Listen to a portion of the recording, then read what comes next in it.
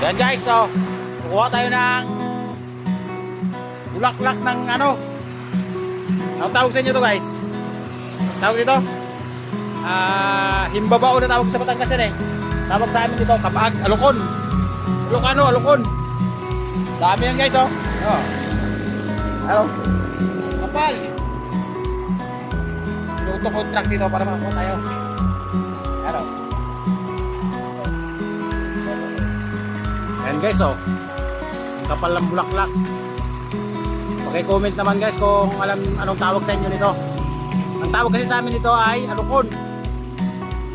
Dito sa Batangas, Himbabao. Yan, dami. Ayun, kapal. Ano?